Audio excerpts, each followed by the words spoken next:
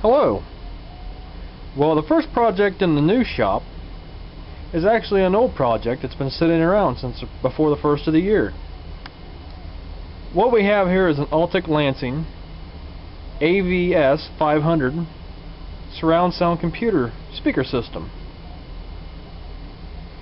And according to the codes on the bottom of this was built the 147th day of 2001, which would be May 27th, 2001 or thereabouts.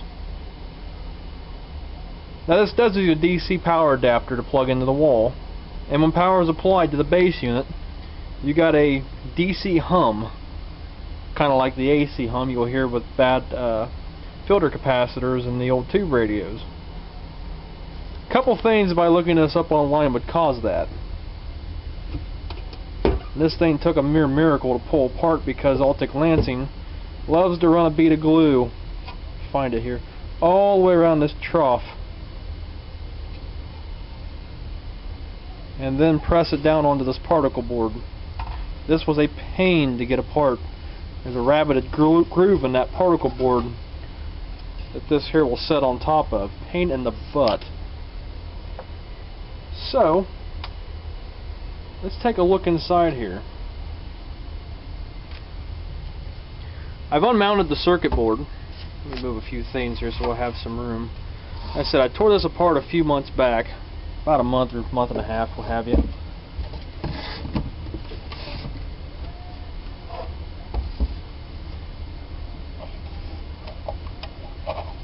And I was reading online that they had a lot of problems with the filter capacitors in these. And this was also horrible to get out of the box because it mounts here and here, and it's all configured around this port. This sits right here, kind of like a U, all around here, and you had to pry the controls out of the hole. This wasn't designed very user-friendly. It probably would have been a lot easier before they PVC glued this port together, because it has a break right here. So that made it a little bit more difficult to get apart. But the problem is this 2200 microfarad capacitor right here. Let's see. This camera will never focus. It doesn't have autofocus. That's a 2200 UF at 25 volt. And the name I'm not sure how to pronounce, but it's spelled SAMXON. So I've been told that this might possibly be bad. So let's hook it up and see what we got here.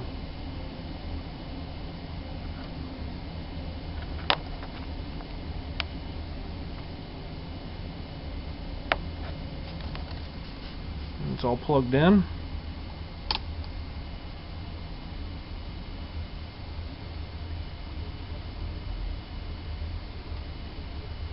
Well, it ends up being 1981 microfarad, and it should be closer to 2200. So let's figure out what that should be. Let's see, 2200 minus 10%.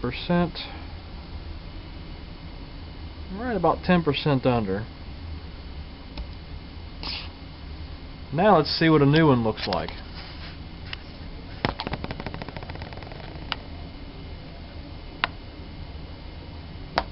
Which that was taken in the 2000 microfarad range on my tester here. So I have to bump it up to 2000 times 10. And we'll check this time, see what we have.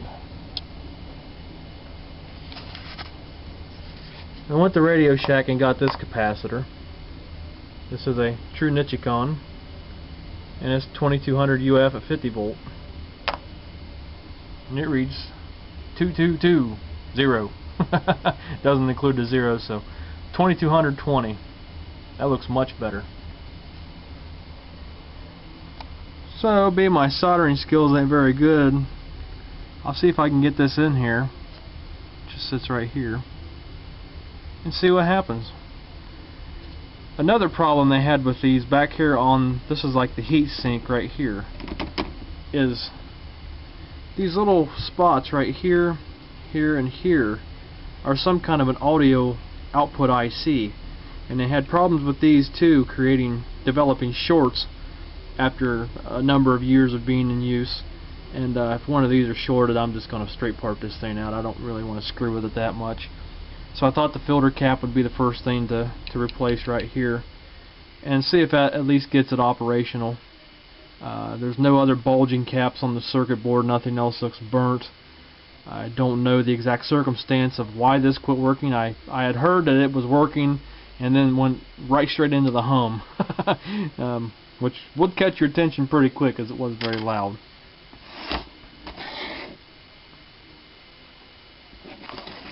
So let's get the soldering iron pulled over here, let it plug in, get it plugged in, let it heat up, and I'll try my hand at soldering. Bear with me, folks.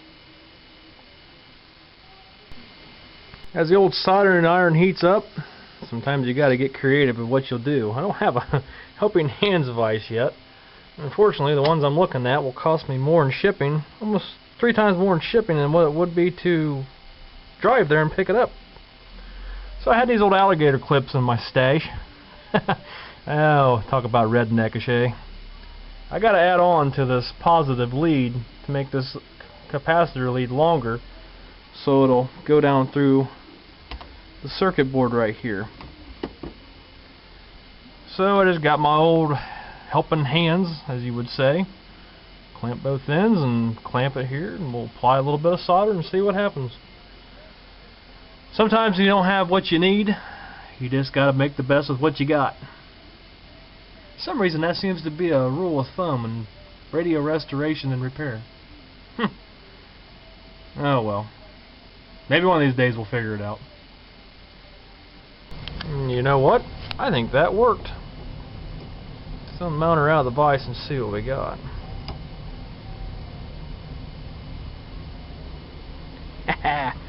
Success.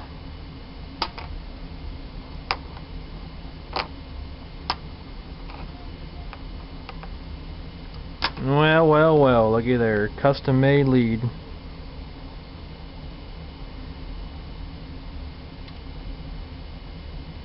We'll put some heat shrink on that.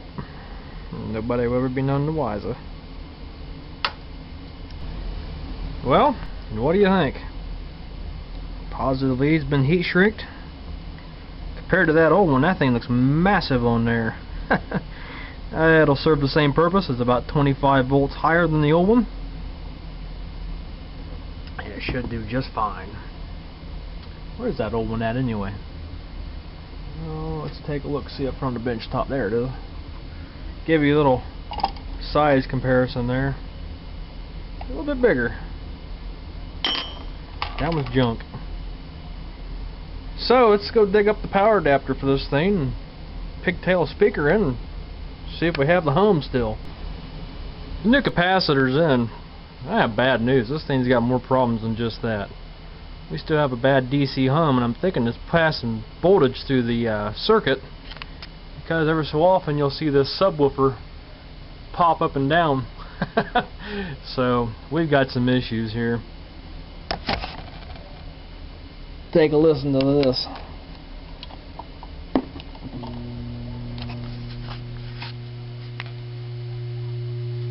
Now check this out.